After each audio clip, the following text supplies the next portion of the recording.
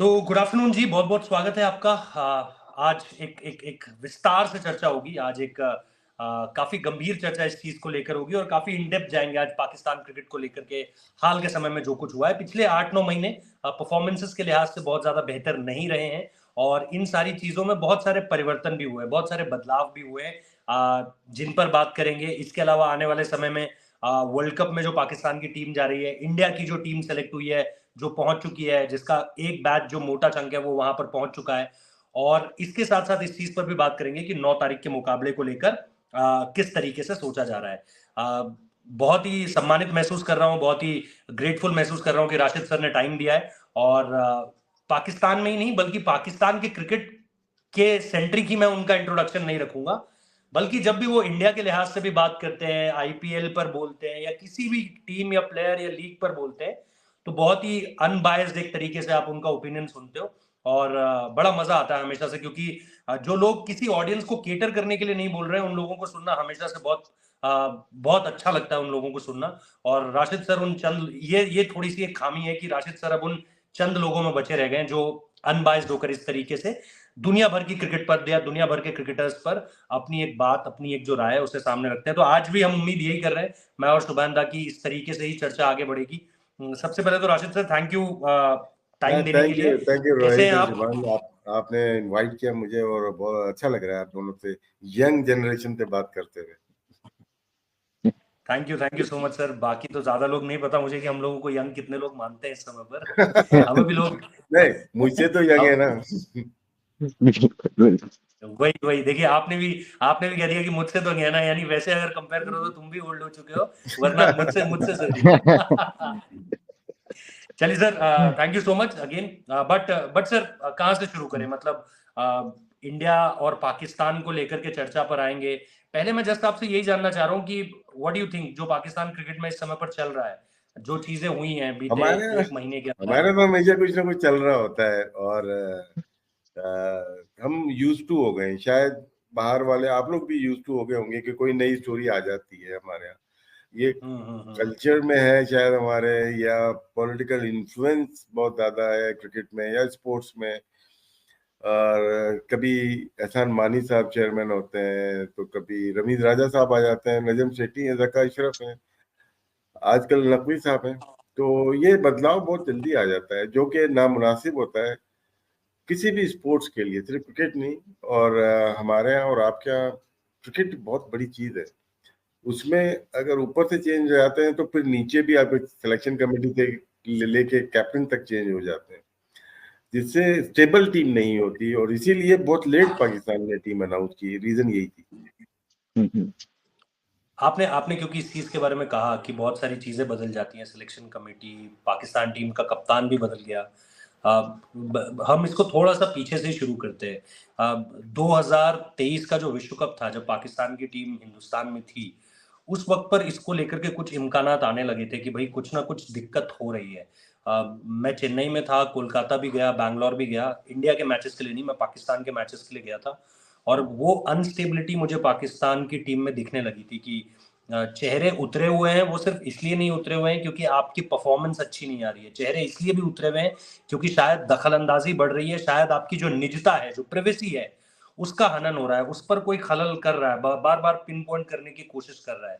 अब ये अपने आप में ऐसी पहली चीज आपने भी देखी, क्योंकि आप इतने समय से खुद उस सेटअप में रहे हैं, उस सेटअप से बाहर आकर जब आप आज इस पर कमेंट्री करते हैं, तो क्या आपको ये अपने आप में एक पहली ऐसी चीज लगती है जब कप्तान और जो पीसीबी का चेयरमैन है वो इस तरीके से चीजों को डायरेक्ट कर रहा है, जो जो दुनिया के किसी भी हिस्से में हो आप इसे कभी भी गवारा नहीं कर सकते, कभी भी एक्सेप्ट नहीं कर सकते फ्री हैंड के साथ कि यार ऐसी चीजें होनी चाहिए?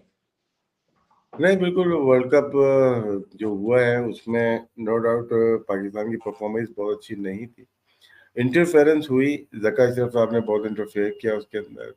मिडिल में ही कोशिश की थी कि कप्तान का फोन भी नहीं उठा रहे थे वो, और दूसरे कप्तान जो बनने वाला था उससे बात कर रहे थे। ये आम चर्चा है पाकिस्तान के अंदर, ये सिर्फ मैं नहीं बोल रहा, काफी लोगों ने ये इसकी निशानदेही मैसेजेस भी की है। लीक कर रहे थे। लेकिन होता है क्या है कि अगर जो प्रोफेशनल लोग होते हैं ना, ऐसा नहीं सोचते। जैसे बहुत सारी टीम्स हैं, जिसमें भारत हो गए, इंग्लैंड है, उसके बाद ऑस्ट्रेलिया, साउथ अफ्रीका में थोड़ा सा होता है, न्यूजीलैंड, ये स्टेबल टीम्स है, इनके बोर्ड है। ये हारने पे कप्तान को चेंज नहीं करते। कि वीक वीक क्रिकेट अथॉरिटीज होती है, मैं सिर्फ पाकिस्तान की बात नहीं कर रहा, और भी कंट्रीज हैं जो कि सबसे पहले टारगेट कैप्टन को या कोच को कर देते हैं।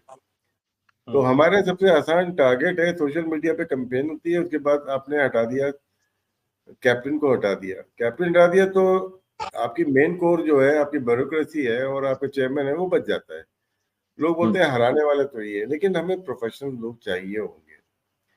जी हम देखते हैं हर जगह दुनिया में, बिग बैश को भी फॉलो कर रहे हैं, किस तरह से वो प्रोफेशनल तरीके से काम करते हैं। आईपीएल को आप देखें, दुनिया की सबसे बड़ी league, third biggest league sports में बात कर रहा हूँ, वो मानी जाती है, तो प्रोफेशनल्स हैं उनमें।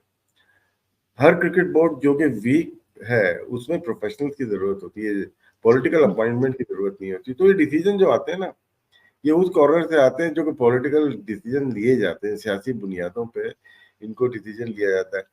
फर्क करें कि हम लोग वनडे हार गए, वर्ल्ड कप हार गए, आइंदा आने वाले सालों में वनडे तो है ही नहीं, एक साल तक वनडे तो थे ही नहीं, तो आपने वनडे का कप्तान की जगह आपने टी20 का कप्तान चेंज कर दिया, जो कि सक्सेसफुल रहा।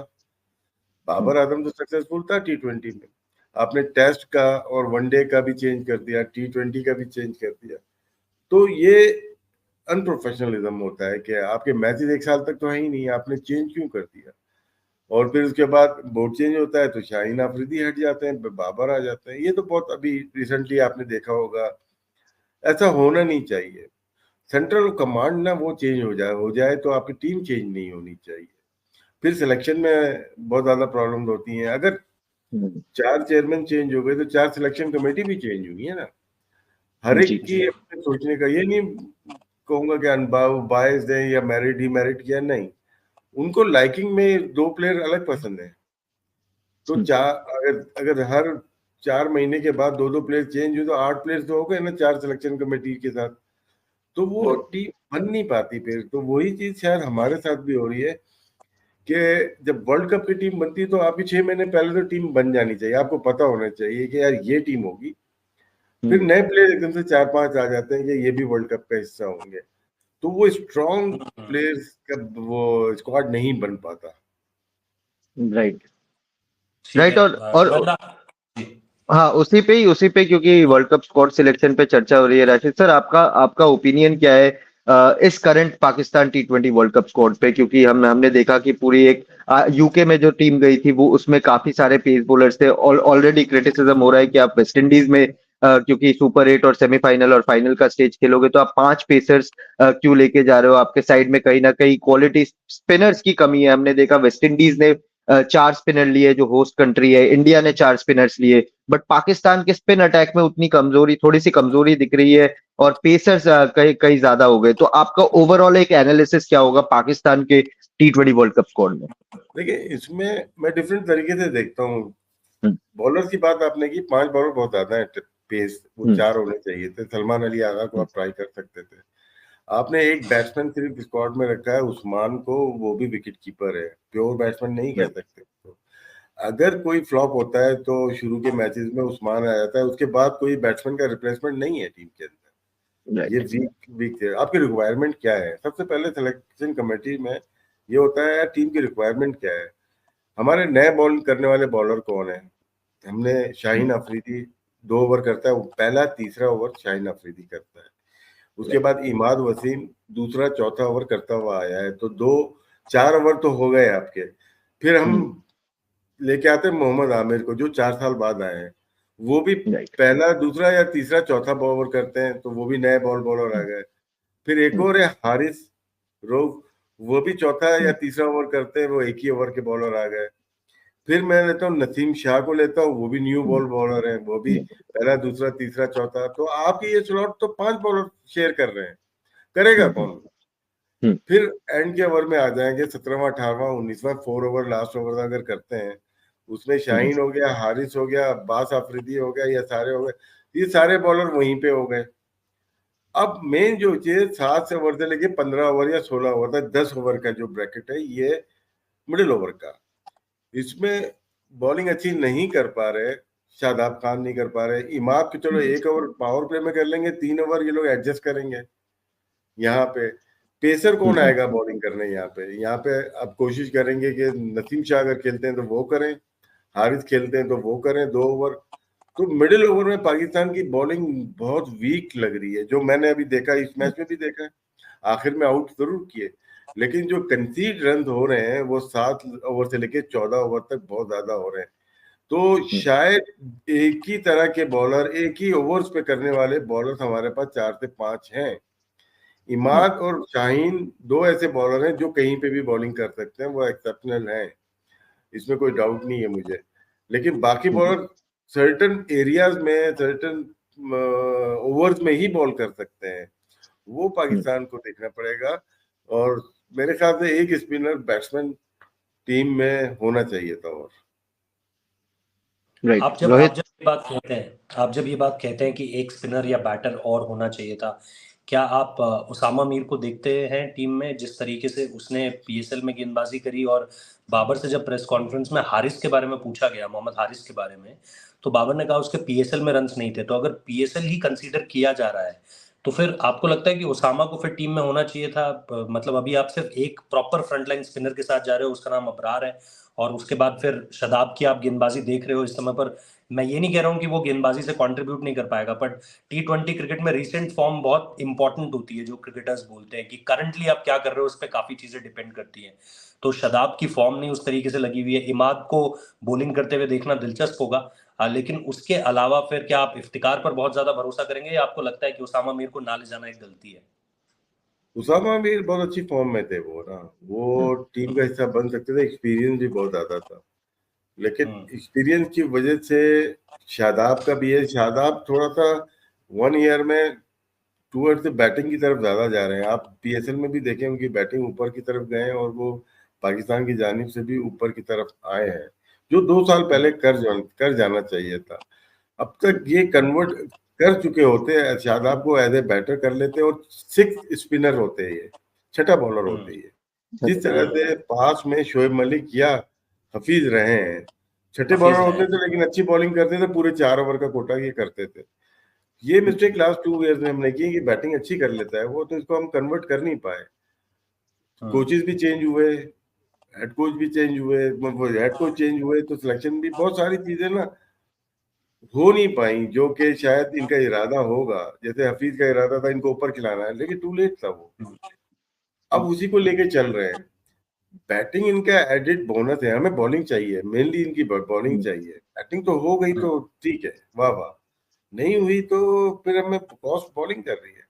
उसामा मीर का इंक्लूजन हो सकता था इसमें, इनके अबरार का फिर नहीं हो पाता।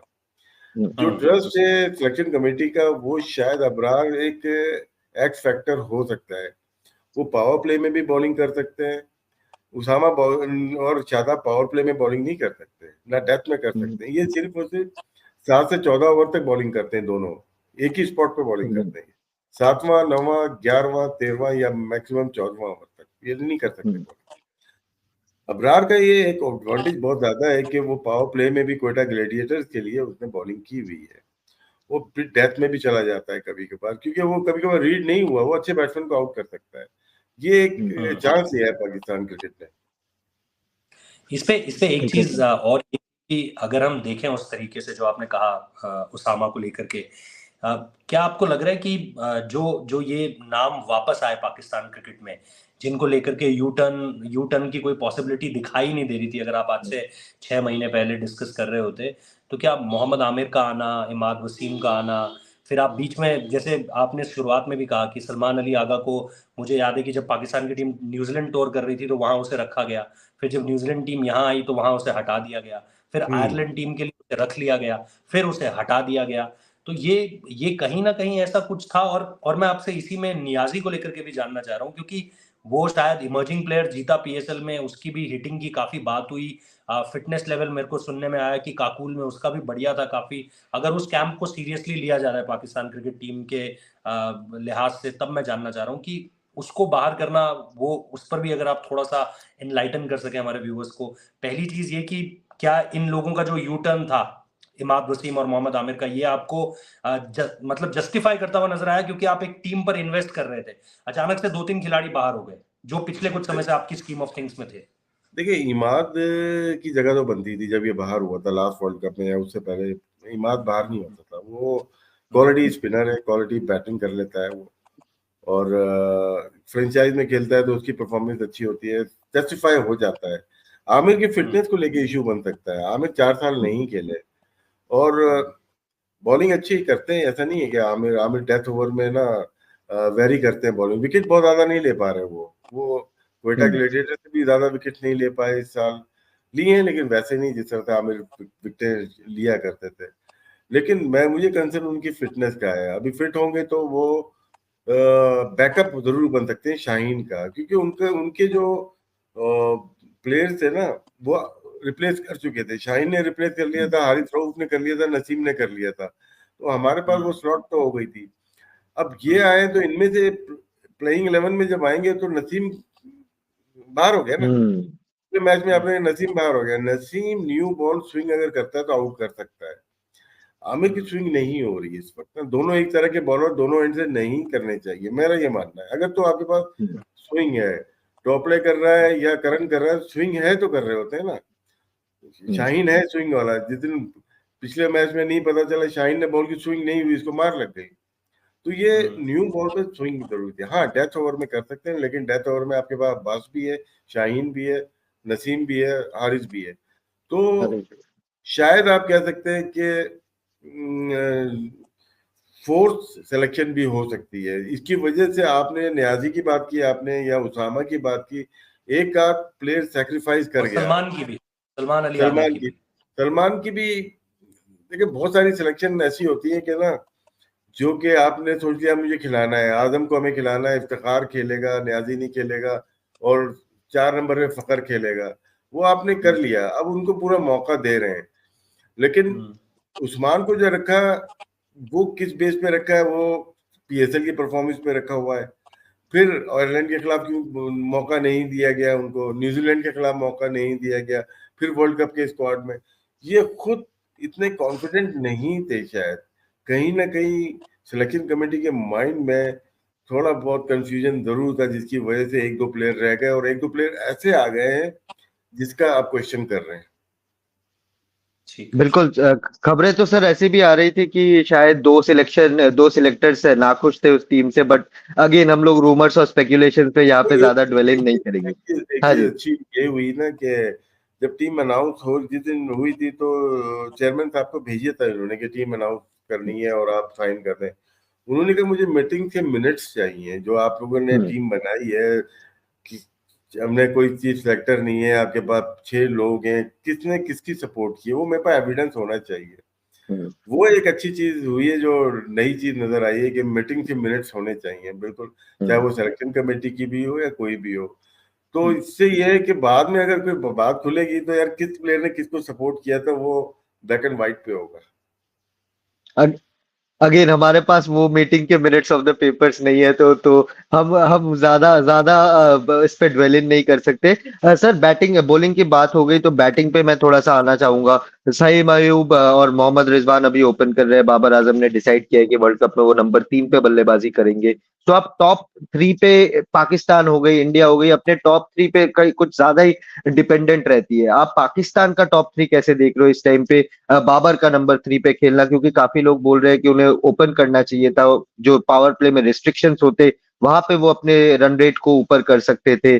तो आप, रिजवान का फॉर्म भी उतना अभी हाल ही में उतना अच्छा नहीं गया है, तो आप ओवरऑल पाकिस्तान के टॉप 3 और बैटिंग ऑर्डर को कैसे देख रहे हो? कहीं ना कहीं बाबर आजम पे अगेन बहुत ज्यादा डिपेंडेंट रहेगी पाकिस्तान टीम? देखिए, जब चेंज आया था ना, ये शाहीन अफरीदी कप्तान कैप्टन आए थे न्यूजीलैंड, जब हम गए थे 4-1 से हार गए थे, वहां पे ये हफीज हमारे जो थे डायरेक्टर क्रिकेट थे, उन्होंने चेंज का सोचा था। ठीक है, उन्होंने जो टाइम अयूब को देखा होगा, जिस तरह से वो पिशावर ज़ल्मी के लिए बैटिंग कर रहे थे, बहुत एग्रेसिवली बैटिंग करते हैं, खूबसूरत बैटिंग करते हैं, आउट ऑफ द बॉक्स खेलना जानते हैं वो, और हारिस भी और रिजवान, दोनों को वो लेके चले। नंबर 3 पे रखा है उन्होंने रिजवान और ये बाबर को। बाबर अच्छा खेले वहां पे, 50 उन्होंने किए थे और अच्छा खेल रहे थे। तो लेकिन बहुत सक्सेस नहीं मिली हमें पेयर की, ओपनिंग पेयर की हमें सक्सेस जो होती है ना कि कोई ना कोई आउट हो जाता था। अगर 2 विकेट 4 ओवर में गिर गए, इसका मतलब है ये पेयर सक्सेसफुल नहीं हो सकता। चंद ब्यूटीफुल स्ट्रोक्स खेलने के बाद नहीं हो सकता। लेकिन दोनों कैपेबल हैं, ओपनिंग पार्टनर जो है अच्छे हैं, और फिर बाबर फिर फखर, चारों बहुत तगड़े बैट्समैन बन सकते हैं। अब डिपेंड करता है ना कि अमेरिका में और वेस्ट इंडीज में पिचेस का बिहेवियर कैसा होगा। अगर वो 200 प्लस वाली पिचेस हैं तो फिर आप कह सकते हैं कि ये बैटिंग जो लाइनअप है फखर के अलावा शायद थोड़ा स्लो खेलेंगे। लेकिन अगर 160 170 की है तो ये आइडियल बैटिंग लाइनअप हो सकती है। फिर ये स्टे करना जानते हैं, स्पेशली बाबर एंड रिजवान। अगर ये 10-12 ओवर तक खेलते हैं ताइम अय्यूब के साथ भी और वैसे भी, तो सक्सेस मिल सकती है पाकिस्तान को।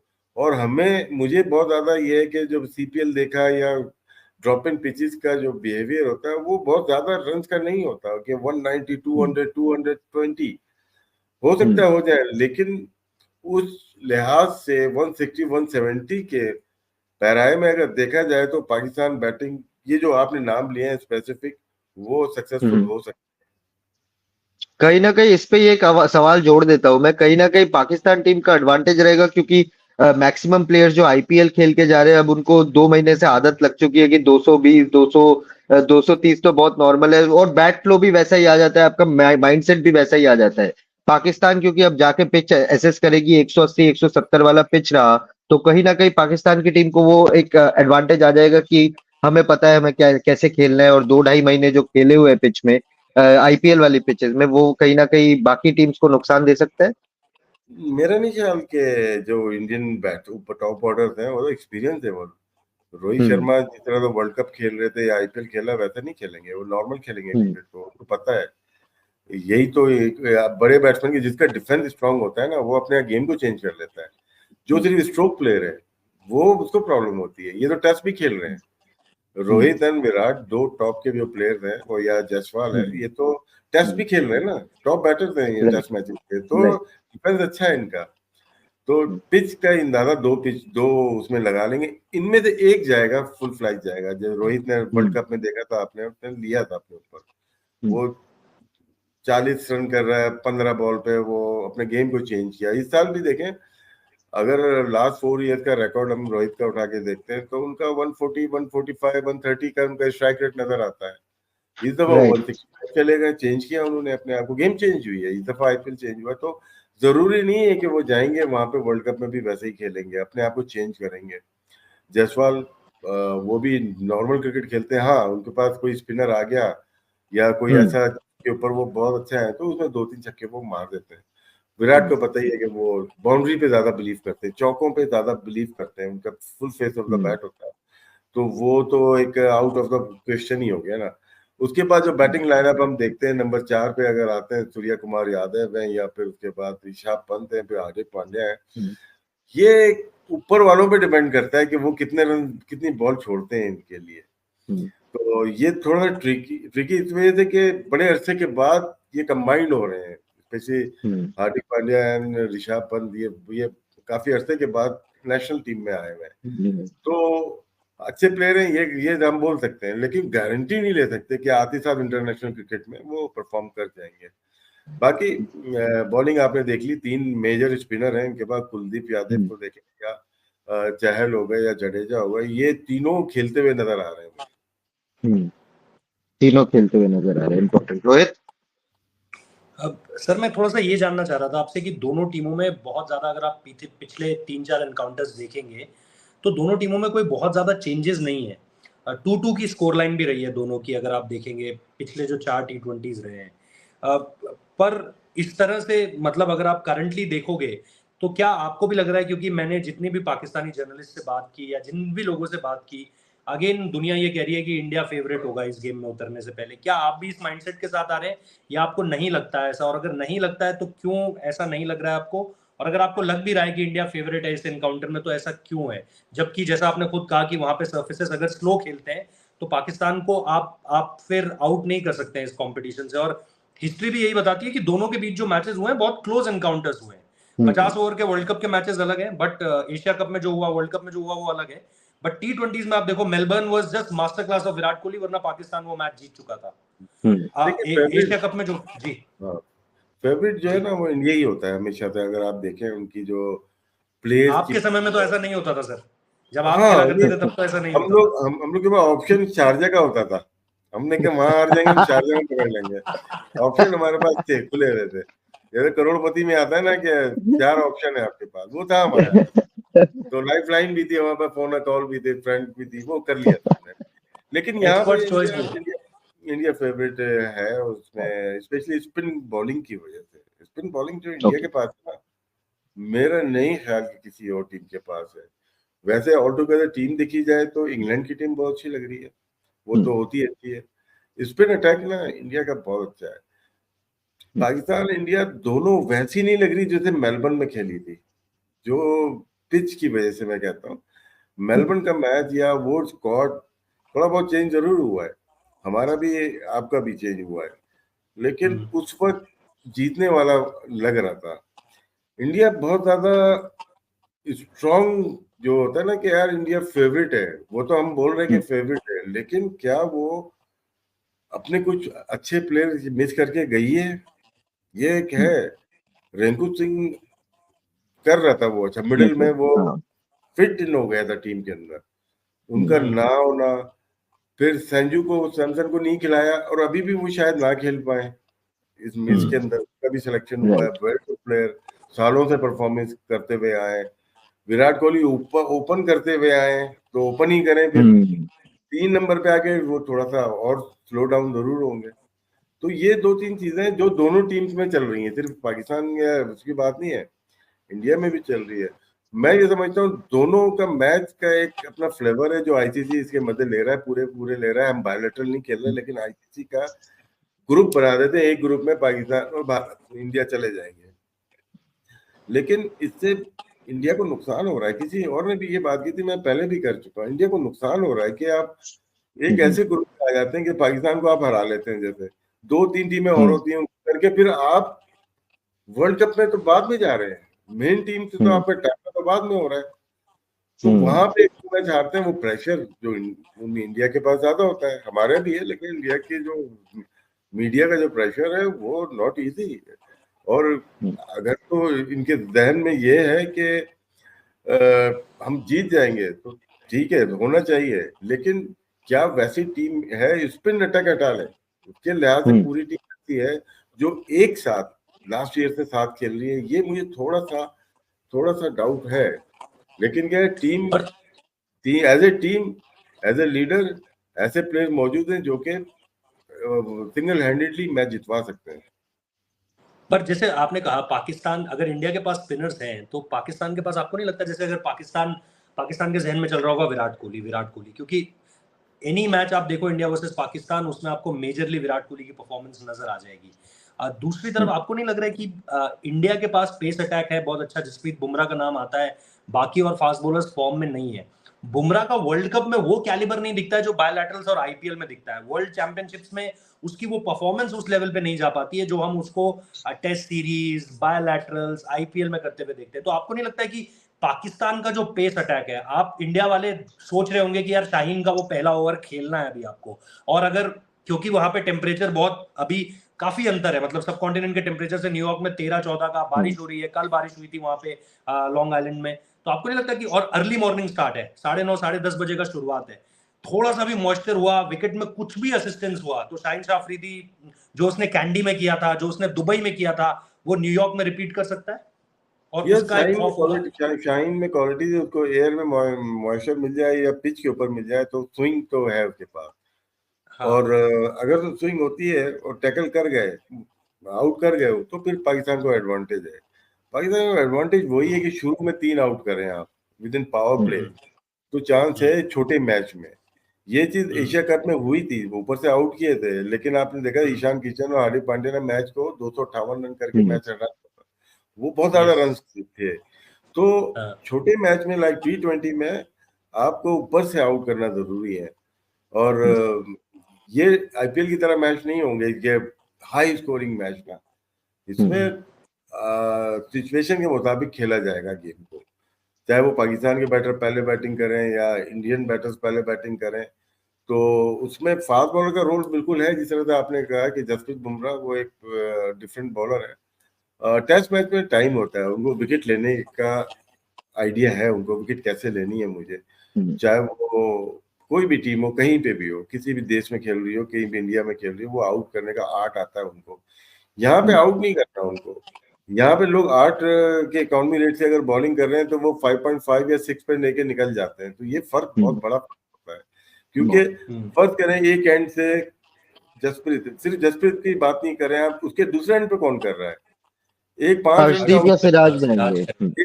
नहीं, मैं मिडिल ओवर में भी आ रहा हूँ ना, और अच्छा मिडिल यादव को भी लेके आता हूँ जो कि रीड नहीं हो रहा। एक ओवर यहाँ से जसप्रीत कहता है 5 रन 1 विकेट ले लेता है, वहां से फिर छठा ओवर ये करते हैं, 7वें ओवर में कुलदीप यादव आता है और लीड नहीं हो रही उसकी, वो 2 रन का ओवर जाता है, तो प्रेशर किसके ऊपर? बैटिंग के ऊपर पड़ गया ना। तो 2-3 बॉलर आपको मिडिल ओवर में प्रेशर बना के रखते हैं, जिसमें आपके अभी रिसेंटली पाकिस्तान का मैच आपने देखा होगा बर्मिंघम में, अच्छे जा रहे थे, 8 ओवर में 67 रन हो गए, 9वां 10वां 11वां 12वां ओवर में 25 रन बनाए आपने 24 बॉल पे, मैच ओवर हो गया वहां पे। तो वहां 3 विकेट, वहां पे आजम आउट हुए, वहां पे एक और शादाब आउट हुए, वहां पे बाबर और 3 आउट हो गए। तो यही चीज मिडिल ओवर की है, जो कि जडेजा बॉल करे या कुलदीप करे या चहल करे, तो बीच में एक पेसर हो जाए, शायद सिराज भी है, और यहाँ पे ऑप्शन थे इंडिया के। Arshdeep Singh good bowler, new ball bowler बहुत अच्छे हैं, मुझे पसंद है पर्सनली तौर पे, उनका रिलीज बहुत अच्छा है, वो अपने विल के ऊपर स्विंग करते हैं। ये थोड़ा सा सिराज का थोड़ा सा है कि ऑफ हुए ना तो उनको लग सकती है, तो लेकिन शायद ये विकेट पिच देखने के बाद हार्दिक पांड्या से तीसरा बॉलर हो, 3 स्पिनर खेले, तो उसमें मेरा नहीं ख्याल कि कोई टीम इनके करीब भी आ पाएगी। अगर 3 स्पिनर 3-3 से गए ना ये, और हार्दिक पांड्या के ऊपर डिपेंड करता है कि उनकी फिटनेस लेवल क्या है। सर एक सवाल मेरा आप पे ऋषभ पंत पे जरूर बनता है, क्योंकि आप अपने टाइम पे इतने जबरदस्त कीपर रहे हैं। ऋषभ पंत का जो वो एक्सीडेंट हुआ, उसके बाद सर्जरीज की खबर आई, ACL MCL, उसके बाद IPL में उन्होंने एक मैजिकल कमबैक किया, अच्छी बल्लेबाजी की, कीपिंग में उन्होंने बहुत इंप्रेस किया। ऋषभ पंत की इस जर्नी को आप कितना कितना क्या क्या महसूस करते हैं इसके बारे में, और कितना चैलेंजिंग रहा होगा एक कीपर के लिए? एक्सीडेंट हुआ था, बहुत अफसोस हुआ था कि बस लाइफ मिल जाए ना, एक होता ना ऐसे क्रिकेटर, वो भी विकेट कीपर था सबको, मतलब ठीक है इंडियन प्लेयर, लेकिन पूरी दुनिया की तरफ से जो मैसेजेस आए थे वो ऋषभ के लिए, ऐसी बात है, पहले तो आपको लाइफ मिल जाए और आप खड़े हो जाए, फिर जो उनकी विल थी, जो उनकी कुव्वत थी, उसकी वजह से वो खड़े हुए, लोगों की दुआएं थी, उनके घर वालों की एफर्ट थी, फिर जो भी BCCI ने या किसी ने काम किया ना, उनके जो मेडिकल पैनल था उनको क्रेडिट जाता है। एक ठीक करके खड़ा कर देना वो अलग चीज है, उसको दोबारा फील्ड में लेके आ जाना, स्पोर्ट्स इंजरी डिफरेंट चीज होती है, वो एक बहुत बड़ा एक कारनामा है, बड़ी बड़ी चीज है, और हिस्ट्री में लिखा जाएगा भाई एक प्लेयर इसका था नहीं, वो 18 मंथ में फील्ड में आ गया और लीड कर रहा है, और फिर परफॉर्मेंसेस देखें उसकी। तो हमारी तो यहाँ से पाकिस्तान से बेस्ट विचित है ऋषभ पंत के लिए, जिस तरह से उसने कमबैक किया है, फाइटिंग स्पिरिट जो है वो नजर आई है। तो प्लेयर तो नो डाउट बहुत ही अच्छा है वो, एज ए विकेट कीपर भी देख लें, और ये तो अभी ज्यादा फिट लग रहे हैं, बॉडी को देखें तो ज्यादा लीड किया, उनकी ज्यादा बेहतर हुए हैं। बैटिंग में वो ऐसे प्लेयर हैं, या तो एक तरफ कर देंगे वरना दूसरी टीम को मौका दे देंगे मुझे आउट कर लो, और वो ये है कि एक है उनके अंदर, वो धोनी नहीं है, वो विराट कोहली नहीं है, वो रोहित शर्मा नहीं है। जिस तरह से कैलकुलेशन इन लोगों की चल रही होती है ना, ये आखिरी बॉल तक डीप चले जाएंगे। ऋषभ पंत में है कि वो डीप नहीं जाना चाहते, या ईशान किशन है, ये चाहते हैं 2 ओवर में मैं मैच खत्म कर दूं। ये कभी कभार प्लस पॉइंट भी होता है और कभी कभार नुकसान भी हो जाता है। बिल्कुल, जैसे एक सीरीज में बोला गया था कि ऋषभ पंत जब बल्लेबाजी करते हैं, ऑपोजिशन टीम तो डरती है, हमारी खुद की टीम डरती है कि क्या हो जाएगा। होता है ऐसा, जैसे इंडिया से मैच हो रहे थे, हम तो सईद अनवर से डरते होंगे वो लोग, हम भी डर रहे होंगे यार आउट ना हो जाए, सईद अनवर आउट ना हो जाए, आमिर सुहेल आउट ना हो जाए। तो ये है कि जिस पे आप बिलीव करते हो वो आउट हो गया ना, तो डर तो होता है। सर सर एक हाँ जी सर पूछिए, आप पूछिए। मेरे तरफ से तो लास्ट दो सवाल थे। एक जो इंडिया पाकिस्तान मैच की, क्योंकि हम चर्चा कर रहे थे कि वो हेड टू हेड कॉन्टेस्ट में जो प्लेयर बैटल्स होते हैं, आपके तरफ से वो कौन से दो तीन बैटल्स होंगे जो इस India versus Pakistan T20 world cup USA में न्यूयॉर्क में खेला जाएगा, जो इस मैच को डिफाइन करेगा? या डिफाइंड, मुझे स्पिनर्स इंडिया की तो स्पिनर्स हैं मोस्टली, हम्म। मोस्ट लाइकली जडेजा खेलेंगे और हम्म। कुलदीप खेलेंगे, तो ये हो गए। विराट कोहली तो हर एक कोई टिक करेगा, रोहित शर्मा के ऊपर है, फिर जायसवाल, तीन ये ऊपर के जो है ना। बाकी सूर्य कुमार यादव गेम चेंजर है। वो ये कुछ ऐसे प्लेयर हैं जो कि ना हम होप होती है यार ये खड़े हो गए तो ये कर देंगे, वो नहीं भी हो सकते खड़े ना, लेकिन टॉप थ्री तो हैं, इनके ऊपर बिलीव है कि ये इनमें से एक भी निकलना ना तो मैच को वो साइड कर देता है। सर एक चीज जो मैं आपसे जानना चाह रहा था बस लास्ट में, वो ये कि क्या आप भी इस तरीके से सोच रहे हैं कि जैसे मेरा ये अपना पर्सनल ओपिनियन था कि जैसे हमने आईपीएल में देखा इस बार सनराइजर्स हैदराबाद ने ट्रेविस हेड और अभिषेक शर्मा को एक फ्री हैंड दे रखा था खेलने के लिए। क्या आपको भी ऐसा लगता है कि अगर ऊपर चाहे आप सायम के साथ जा रहे हैं या फिर आपको लगता है कि फकर को ओपन करना चाहिए रादर देन 4 नंबर, क्योंकि आपका बेस्ट बैटर जो है उस फॉर्मेट के लिहाज से वो उसको ज्यादा से ज्यादा गेंदें खेलने की अपॉर्चुनिटी दी जाए? क्या आप कभी ऐसा सोचते हैं कि फैंटेसाइज करते हैं इस चीज को कि सायम एक थोड़ा अनऑर्थोडॉक्स खेलने वाला खिलाड़ी है, फकर जिस दिन भी चलेगा उस दिन पाकिस्तान के हित में होंगी चीजें, उस दिन पाकिस्तान मलाल नहीं करेगा कि यार ये इतना लंबा क्यों खेल गया? जैसे कई बार बाबर के साथ ये क्रिटिसिज्म होता है कि कई बार बाबर लंबा खेल जाता है तो दूसरी टीमें बोलने लगती है कि अरे चलो अपना ही फायदा है, क्योंकि बाबर उस तरीके से कई बार स्ट्राइक रेट नहीं कैपिटलाइज कर पाता। तो क्या आपको लगता है कि ये एक पॉइंट हो सकता है कि फकर और सैम को ऊपर जाकर फ्री हैंड दे दिया जाए, बाबर और रिजवान नीचे रहे? बड़ा मुश्किल सवाल है आपका। पहले बात की, सनराइज हैदराबाद की बात की आपने, अभिषेक की बात की। अभिषेक सेकंड ऑप्शन था, पहला मयंक अग्रवाल नंबर 3 पे खेले थे शायद पहले, या ओपन खेले थे, राइट। वो सक्सेसफुल नहीं राइट। रहे। वो पहले केएल राहुल के साथ भी पंजाब में भी ओपन करे, 200 रन की पार्टनरशिप लगती थी इनकी दुबई शारजा में, मैच भी जीतते थे। मयंक अग्रवाल मयंक अग्रवाल ना ये खेलते थे। और उसके बाद देखें, अभिषेक तैयारी से आया था, दो प्लेयर तैयारी से आए थे, एक पराग और दूसरा अभिषेक। ये होता है ना, बैकडोर में ट्रेनिंग करके जब आप खेलते हो ना तो लोगों को अंदाजा नहीं था ये इम्प्रूव कर गए बहुत ज्यादा। जो शॉट खेली हैं दोनों ने, शुभमन दुबे ने भी इम्प्रूव किया। 3 प्लेयर जो नजर आए आपको यार, बहुत ही क्लासिक बैटिंग की है उन्होंने अंडर प्रेशर। इसकी जो उसके ऊपर कितनी मीम बनी हमने देखी हुई है पराग के ऊपर, वो बहुत ज्यादा था। और लेकिन क्या है, जब जब बटलर नहीं कर रहे थे, जायसवाल नहीं कर रहे थे, सैमसन और इन्होंने मैच जिताया और आरआर को ऊपर लेके गए। फिर शुभमन दुबे को देखे नीचे से आगे 4 नंबर पे खेलते थे। इंडिया में 4 नंबर नहीं मिलेगा उनको, सीएसके में 4 नंबर परफॉर्म किया और वो अभी जाएंगे, अगर खेला मौका मिला तो मुश्किल ही मिला, किस नंबर पे खेलेंगे वो, 7 8 9, वहां पे ये इनको इश्यू आएगा। अब आप बात करते हैं फखर जमान। फखर जमान एशिया कप में फ्लॉप हो गए थे, ड्रॉप हो गए थे, वर्ल्ड कप में भी ड्रॉप हो गए थे। उसके बाद अचानक से वो आए और न्यूजीलैंड वाला मैच उन्होंने साइड कर दिया। वो है इस टाइप के प्लेयर, वो टीम में रहे, जिस दिन चल गए उस दिन पाकिस्तान मैच जीतने के चांसेस ज्यादा हो जाते हैं। बीच में एक लेफ्ट हैंडर फखर जैसा बॉलर टैकल करने के लिए जरूर है। लेफ्ट आर्म स्पिनर जडेजा हो या कुलदीप हो, उनको टांग रख के मारने वाला है, जिससे बॉलर डरता हो। और किसी से बॉलर 4 नंबर से डरेगा नहीं, ना इफ्तिखार से डरेगा ना आदम से डरेगा बॉलर, वो डरेगा किससे? फखर से। इसलिए मैं उसको 4 नंबर पे रखूंगा। अगर तो टाइम अयूब चले गए तो वो मिडिल ओवर में और डेंजरस हो जाएगा। अभी तक मिडिल ओवर में आए नहीं खेलने, वो दायरे में ही आउट हो जाते हैं, पावर प्ले में ही आउट हो जाते हैं। तो फखर को मैं ये समझता हूँ 4 नंबर पे ही ठीक है वो।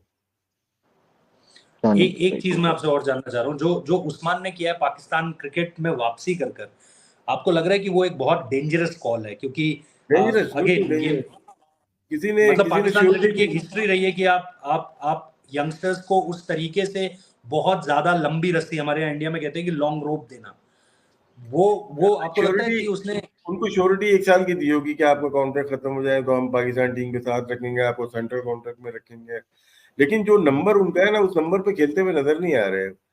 ओपन खेलते हैं तो वहां पे सेटल है, 3 नंबर पे खेलते हैं तो वहां पे बाबर खेल रहे हैं, 4 नंबर पे फखर खेल रहे हैं, 5 नंबर के वो प्लेयर नहीं है, तो वो नंबर भी नहीं बन रहा है इनका। ये अगर आए कोई आउट ऑफ फॉर्म हुआ या कोई इंजरी हो जाती है, खुदा ना खास्ता रिजवान को, एज विकेट कीपर अंदर आ जाएंगे ना। 5-6 नंबर पे बनता नहीं है इनका। ये आएंगे तो टॉप स्लॉट पे साइम की जगह पे खेलेंगे, या अगर कोई इंजरी हो गई उसकी जगह पे खेलेंगे, लेकिन ये टफ कॉल है उनकी। एक लास्ट चीज में सर गैरी मेरे कर्स्टन तरफ के से, बारे में जानना अच्छा चाहता आपको, हाँ बिल्कुल बिल्कुल बिल्कुल, हूं। एक बहुत गैरी इंपॉर्टेंट कर्स्टन के सवाल बारे है। में बता दीजिए, what do you think him being in the team, Babar के साथ उनकी जो शुरुआती कमराडरी दिखी है, अच्छी कौन दिखी है, कौन मतलब गैरी किसकी बात Kirsten, Gary Kirsten, Gary Gary Kirsten. Gary Gary Gary India के लिए सक्सेसफुल रहे हैं वो, और टाइम बड़ा शॉर्ट है उनके पास, मतलब कि वो आईपीएल तक गए सीधा, वहां पे इतनी जल्दी सेटल करना, लीड्स वो टीम जिसके नंबर्स बड़े मुश्किल से आते हैं, जिसकी टीम बड़ी मुश्किल से अनाउंस हुई है, सेटल टीम से एक अनसेटल टीम में जाना थोड़ा सा मुश्किल जरूर होता है। लेकिन मैं इसके बाद का देख रहा हूँ पाकिस्तान टीम को। वर्ल्ड कप में तो जो होना है, जीतना हारना, वो पाकिस्तान की टीम का है, क्या नॉकआउट हो या वर्ल्ड कप, बेहतर खेल लेती है, सेमीफाइनल फाइनल तक जा रही है, जैसे भी जा रही है। लेकिन उसके बाद गैरी कर्स्टन का रोल शुरू होता है। Gary Kirsten and Jason Gillespie, ये दोनों बहुत सीजन कोचेज हैं और बड़े प्रोफेशनल हैं। ये अच्छे कोचेज पाकिस्तान ने हायर किए हैं, लेकिन लोग रिलाय करेंगे कि यार इसको जिता दे, नहीं, ये इस पे मैं बिलीव नहीं करता। लॉन्ग टर्म के लिए ये बहुत अच्छे साबित हो सकते हैं। और साथ में अजहर महमूद है मेन जो है, जो कि गिलेस्पी के साथ भी होंगे, गैरी के साथ भी होंगे, तो वो अच्छा रोल अदा कर सकते हैं। और साथ में वहाब रियाज भी है जो कि सीनियर मैनेजर का रोल अदा कर रहे हैं। लेकिन इन दोनों से आने से अगर ये लॉन्ग टर्म चलते हैं पाकिस्तान में, वर्ल्ड कप की गारंटी नहीं है कि वो इंडिया को जिताए तो ये भी जिता देंगे, नहीं, ऐसा नहीं है। तो लेकिन फ्यूचर में बेहतर टीम बना सकते हैं। सर आखिरी सवाल मेरे तरफ से, ऑफ कोर्स वर्ल्ड कप की चर्चा हो रही है, आपने अभी कहा कि कुछ गारंटी नहीं है, पाकिस्तान पर अच्छा कर जाती है, बट आपका वो सेमीफाइनलिस्ट पिक क्या होगा, या आप क्या देख रहे हो बारबाडोस में कौन सी वो 2 टीमें फाइनल खेलेगी? यार एक मैच होगा, अफगानिस्तान और वेस्ट इंडीज का मैच होगा। एक वेस्ट इंडीज अगर वो मैच हरा के और दूसरे राउंड में चले जाती है ना, क्योंकि 4 स्पिनर है अफगानिस्तान के पास, वहां से अगर निकल के चली जाती है, वेस्ट इंडीज डेंजरस होगी बड़ी बड़ी टीमों के लिए, क्योंकि उनका वे ऑफ स्टाइल खेलने का होम पे वो आप माइनस नहीं कर सकते। ऑस्ट्रेलिया, इंग्लैंड, इंडिया, ये है। जाहिर सी बात है पाकिस्तान को लूंगा, क्योंकि हिस्ट्री रही है पाकिस्तान की कि वो इवेंट में आईसीसी में कहीं से करके वो जाते जरूर है। ये टीम है। साउथ अफ्रीका अपनी गलतियों से बाहर हो जाती है, वो टीम बहुत अच्छी है। अगर बहुत अच्छी टीम है। क्लासिक को देखते हैं, स्टफ को देखते हैं, और मार्करम है, उनके पास बॉलिंग है, पेस है, स्पिन है, तबरेज शमसी भी है, महाराज भी है, तो वो टीम लेकिन वैसे जा नहीं पाती।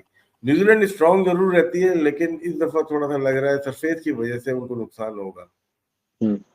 Best batsman, best bowler, Rashid Latif का पिक पिक अननोन होगा, कोई नया स्टार जन्म लेगा।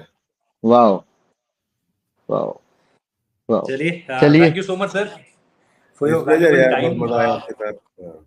उम्मीद करते हैं आगे भी आपसे बातचीत होगी, बिल्कुल बिल्कुल। और आपकी जो प्रिडिक्शंस हैं उन पर भी नजरें रहेंगी, क्या रहता है, कैसा रहता है। But thank you so much for joining in. आप लोगों का भी बहुत बहुत शुक्रिया इस चर्चा को देखने के लिए। पसंद आई है तो जरूर शेयर कीजिएगा, सब्सक्राइब कीजिएगा, और कमेंट में बताइएगा what you think of this debate. बाकी do follow and do share. Thank you so much for watching this.